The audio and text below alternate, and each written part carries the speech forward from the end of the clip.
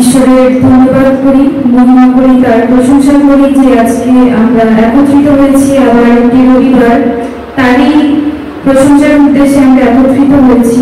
তাই এখন চার্চ শুরু করার আগে আমরা প্রার্থনা করব এবং সেই প্রার্থনার জন্য আমি ডেকে নেব মিসেস জয়া ধারাকে। তিনি প্রার্থনা দিয়ে আমাদের সভার শুভ সূচনা করবেন।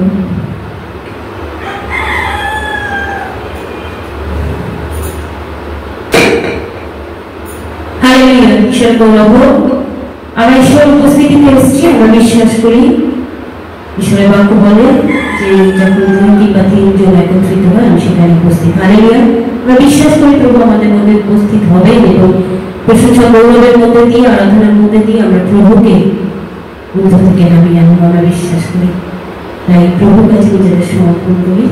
আমরা 2 সেকেন্ড একটু নীরব থাকবো, নিজেদেরকে ঈশ্বরের হাতে সমর্পণ করবে এবং নিজের হৃদয়ের মধ্যে যা পাপ অপরাধ আমরা তো দুর্বল করেই থাকি, তাই প্রভুর কাছে নিজেদের আগে সমর্পণ করি।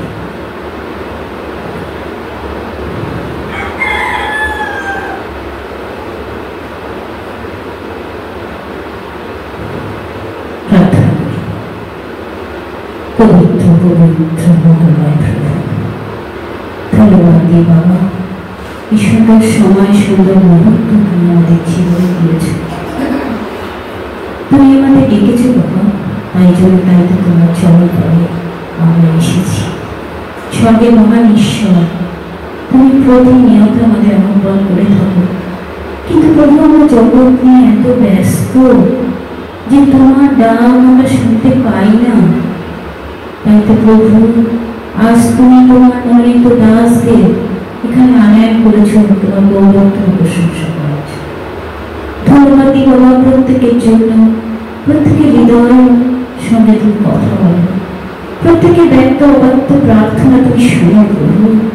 তাই পিতা এখানে যা আরাধনা প্রশংসা গৌরব হবে সবকিছু মুখে দিয়ে প্রভু তুমি মহিমান্বিত গৌরবান্বিত হল। যতজন এখানে তোমার বাক্য বলবে এবং তোমার প্রশংসা তোমার আরাধনা করবে বাবা, তুমি তাদের ঊর্ধ্ব থেকে আশীর্বাদে ভূষিত করো। যেন প্রতিনিয়ত বাবা আমরা যেন হৃদয় মন আত্মা তোমাকে দিতে পারি, তোমাতে যেন মেতে থাকি, তোমাকে যেন গাই, তোমার সেই গৌরব গীত আমাদের হৃদয়ে প্রতিনিয়ত প্রভু যেন গুনগুনায়, যেন প্রভু আমরা বিশ্বাস করি তুমি ছাড়া পথ নেই বাবা, তুমি ছাড়া বাঁচা যায় না। তাই দেখি আজকে শুরু থেকে শেষ পর্যন্ত সকল ভার তোমার হাতে দিই, সকল মন্দতা থেকে প্রভু তুমি আমাদের দূর করো বাবা, যা উত্তম তা যেন আমরা গ্রহণ করি। সকল সিদ্ধান্ত একটি তোমার হাতে যিশু প্রার্থনা ছিল। আমেন।